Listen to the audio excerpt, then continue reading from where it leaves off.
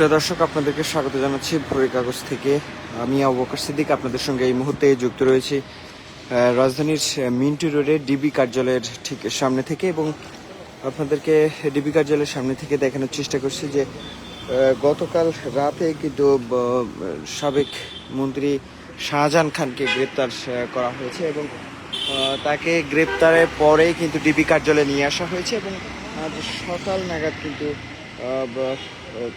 আমরা জানতে পেরেছি যে তাকে গ্রেপ্তারের নিশ্চয়তা কিন্তু জানানো হয়েছে পুলিশের পক্ষ থেকে। এবং যদি আপনাদেরকে একটু জানিয়ে রাখি যে রাজধানীর জিগাতলার যে মোতালিব নামের এক কিশোর হত্যা মামলায় কিন্তু আওয়ামী লীগের সভাপতি মণ্ডলীর সদস্য সাবেক মন্ত্রী শাহজাহানকে কিন্তু গ্রেপ্তার করেছে ঢাকা মহানগর গোয়েন্দা পুলিশ, এবং তাকে গ্রেপ্তার করেই কিন্তু আজ কিন্তু তাকে আদালতে প্রেরণ করার কথা রয়েছে, এবং তার রিমান্ডের বিষয়ে কিন্তু শুনানি হওয়ার কথা রয়েছে। এবং আমরা জানতে পেরেছি যে এখন পর্যন্ত তার জন্য কিন্তু আসলে 10 দিনের রিমান্ড আবেদন করা হবে, এবং রিমান্ড আবেদন করে তা আদালতে সোপর্দ করা হবে বলে পুলিশের পক্ষ থেকে জানানো হয়েছে। এবং এই বিষয়ে কিন্তু ধানমন্ডি মডেল থানার অফিসার ইনচার্জ অর্থাৎ যিনি ওসি রয়েছেন তিনি জানিয়েছেন, এবং তিনি কিন্তু আরও বলেছেন যে বৃহস্পতিবার জিগাতলা বাস স্ট্যান্ড এলাকায় অর্থাৎ 4 সেপ্টেম্বর বৃহস্পতিবার জিগাতলা এলাকায় মোতালেব নামের কিশোর গুলিবিদ্ধ হয়ে মারা যায়।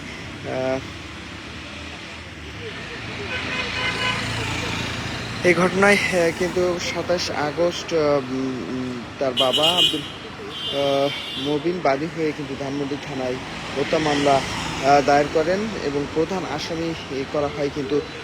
সাবেক প্রধানমন্ত্রী অর্থাৎ স্বৈরাচার প্রধানমন্ত্রী শেখ হাসিনাকে প্রধান আসামি করা হয়। এবং তারপরে কিন্তু এখানে সাবেক স্বরাষ্ট্রমন্ত্রী আসাদুজ্জামান খান কামাল রয়েছেন, এবং আরও এই মামলার আসামি রয়েছেন কিন্তু সড়ক ও সেতু মন্ত্রী ছিলেন ওবায়দুল কাদের, অর্থাৎ আওয়ামী লীগের সাধারণ সম্পাদক ওবায়দুল কাদের, যিনিও কিন্তু এই মামলার আসামি রয়েছেন। এবং এর সাথে কিন্তু শাহজাহান খানও রয়েছেন, এবং শাহজাহান খান সহ কিন্তু এখন পর্যন্ত এই মামলায় আমরা যেটা জানতে পেরেছি যে 176 জনের আসলে মামলা করা হয়েছে, 176 জনের নামে মামলা করা হয়েছে। এবং এই মামলায় কিন্তু শাহজাহান খানকে গ্রেপ্তার দেখিয়ে আজ আদালতে সোপর্দ করা হবে, এবং সেখানে কিন্তু তার বিষয়ে কিন্তু 10 দিনের রিমান্ড আবেদন করা হবে। এবং 10 দিনের রিমান্ড আবেদন করা হলে কিন্তু আসলে শুনানি শেষে আদালত আসলে কতদিনই তাকে রিমান্ড মঞ্জুর করে সে বিষয়টি জানা যাবে। এবং আরেকটি বিষয় যদি জানিয়ে রাখি যে আমরা কিন্তু এখন পর্যন্ত জানতে পেরেছি যে শাহজাহান খান কিন্তু এখনও ডিবি অফিসে আছেন, এবং ডিবি অফিসে তাকে কিন্তু জিজ্ঞাসাবাদ চলছে বলেও কিন্তু আমরা জানতে পারছি। এবং পুলিশের ঊর্ধ্বতন কর্মকর্তারা কিন্তু আসলে জানিয়েছেন যে বিশেষ করে ঢাকা মেট্রোপলিটন পুলিশের বিভিন্ন সূত্রেই কিন্তু আমরা জানতে পেরেছি যে তাকে আসলে জিজ্ঞাসাবাদ করা হয়েছে এই যে ছাত্র জনতার যে গণ অভ্যুত্থান হয়েছে, এবং সেই ছাত্র জনতার গণ অভ্যুত্থানে যে ক্ষমতা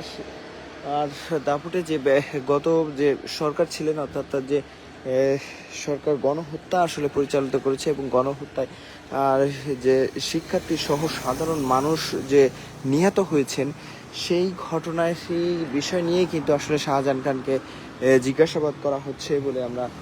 জানতে পেরেছি।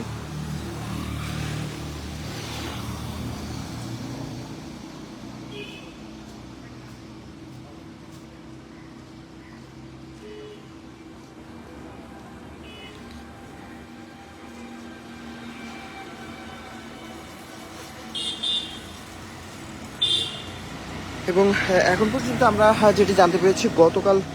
দিবাগত রাতে কিন্তু রাজধানী ধানমন্ডি থেকে তাকে আসলে গ্রেপ্তার করা হয়, অর্থাৎ গতকাল যে রাত চলে গেছে সে রাতে কিন্তু তাকে ধানমন্ডির একটি বাসা থেকে গ্রেপ্তার করা হয় বলে ডিবি পুলিশ থেকে কিন্তু আমাদেরকে জানানো হয়েছে। এবং আজ অর্থাৎ এবং আজই কিন্তু তাকে আদালতে তোলা হবে বলেও কিন্তু আমরা সেটি জানতে পেরেছি। এবং ডিএমপি যে অতিরিক্ত police commissioner DB Rezaul Karim Mallick যিনি রয়েছেন তিনি কিন্তু আমাদেরকে জানিয়েছেন যে তাকে কিছুক্ষণ বাদে অবশ্যই আদালতে তোলা হবে, এবং ঠিক কখন নাগাদ আসলে আদালতে তোলা হবে সেই বিষয়টি কিন্তু নিশ্চিত করা যায়নি। তবে আমরা কিন্তু বেশ আগে থেকে আসলে দেখছিলাম যে এর আগে কিন্তু বেশ কিছু আসামিকে আসলে যখন এই গণহত্যার সাথে জড়িত যেসব আসামিরা তাদেরকে আসলে যখন আদালতে তোলা হয়েছিল তখন ক্ষুব্ধ সাধারণ মানুষ এবং আইনজীবীরা কিন্তু তাদের উপর বিভিন্ন সময় ডিম নিক্ষেপ করতে দেখা গেছে, জুতা নিক্ষেপ করতেও কিন্তু দেখা গেছে। তো সেই বিষয়টি মাথায় রেখে কিন্তু আমরা দেখছিলাম যে কয়েকদিন ধরে আসলে হয় খুব সকালে অর্থাৎ ভোরবেলার দিকে আসলে আসামিদেরকে আদালতে তোলা হচ্ছে বা সন্ধ্যা নাগাদ আসলে আসামিদেরকে আদালতে তোলা হচ্ছে। তো আজ আসলে তোলা হবে বলে জানিয়েছে, কিন্তু আসলে কখন নাগাদ এই তোলা হবে সে বিষয়টি কিন্তু নিশ্চিত করা যায়নি এখনো পর্যন্ত। এর বাইরে যদি আরেকটু বিষয় আপনাদেরকে জানিয়ে রাখি যে কোটা সংস্কার আন্দোলনকে কেন্দ্র করে যে এক দফা আন্দোলনের রূপ নেয় এবং যেখানে হাজার খানেকেরও বেশি ধারণা করা হচ্ছে যে গণহত্যা চালানো হয়েছে, এবং যে হত্যায় কিন্তু সাধারণ মানুষ থেকে শুরু করে শিক্ষার্থী শিশু পর্যন্ত নিহতের ঘটনা ঘটেছে। এবং আমরা দেখেছিলাম যে সরাসরি আসলে মাথায়, চোখে এবং বুকে গুলি লাগার ঘটনাও কিন্তু আমরা দেখেছি। তো এই সব ঘটনাগুলোতে আসলে কারা মদদ দিয়েছিল এবং কাদের নিয়ন্ত্রণে এই যে হত্যাযজ্ঞ হয়েছে সেই হত্যাযজ্ঞের বিষয় নিয়ে কিন্তু পরপর মামলা হচ্ছেন, এবং সাবেক যে দেশ থেকে পালিয়ে যাওয়া শেখ হাসিনা তাকেও কিন্তু দেশে ফিরিয়ে এনে আইনের আওতায় নিয়ে আসার জন্য সাধারণ মানুষের পক্ষ থেকে কিন্তু দাবি জানানো হচ্ছে। সেই সাথে সাথে শেখ হাসিনা যে এই হত্যাযজ্ঞের নিয়ন্ত্রণ অর্থাৎ এই যে হত্যাযজ্ঞ সেই হত্যাযজ্ঞের নেতৃত্ব দিয়েছেন এমনটাও কিন্তু অভিযোগ সাধারণ মানুষের পক্ষ থেকে, এবং সেই অভিযোগের ভিত্তিতে এবং সেই সাথে সাথে কিন্তু নিহতের পরিবাররাও কিন্তু তাকে প্রধান আসামি করে আসলে মামলা করছেন, এবং মামলা করে বিচারের আওতায় নিয়ে এসে তাকে দৃষ্টান্তমূলক আসলে শাস্তির দাবি করছেন অভিভাবকরা, এবং সাধারণ মানুষও কিন্তু সেই দাবিটি করছে। এবং দর্শক আপনারা জানেন যে সেই আন্দোলন এক দফার আন্দোলনের রূপ নেওয়ার পরে কিন্তু গত 5 আগস্ট যে লং মার্চ ঘোষণা করে ছাত্র জনতা, এবং সেই লং মার্চে কিন্তু শেখ হাসিনার পতন হয়, এবং পতন হওয়ার পরে কিন্তু 1 মাস পার হয়ে গেছে। আজ কিন্তু 1 মাস একদিনে অর্থাৎ গতকাল কিন্তু 1 মাস পূর্তিতে কিন্তু শহীদি মার্চ কর্মসূচি ঘোষণা করে বৈষম্য বিরোধী ছাত্র আন্দোলন, এবং তারা কিন্তু ঢাকা বিশ্ববিদ্যালয়ের রাজু ভাস্কর্যের সামনে থেকে শুরু করে রাজধানীর বিভিন্ন সড়ক প্রদক্ষিণ করে শহীদ মিনারের সংক্ষিপ্ত সমাবেশের মাধ্যমে তাদের যে শহীদি মার্চ যেটি কর্মসূচি ছিল সেটি কিন্তু শেষ করেন। তো দর্শক এই ছিল ডিবি কার্যালয় থেকে সর্বশেষ তথ্য, এবং যেটি আসলে জানাচ্ছিলাম যে সাবেক মন্ত্রী শাহজাহান খানকে আসলে গ্রেপ্তার করে ডিবি কার্যালয়ে রাখা হয়েছে। তাকে কিন্তু আজ আদালতে প্রেরণ করা হবে বলে আমরা জানতে পেরেছি। তবে তাকে এখনো পর্যন্ত জিজ্ঞাসাবাদে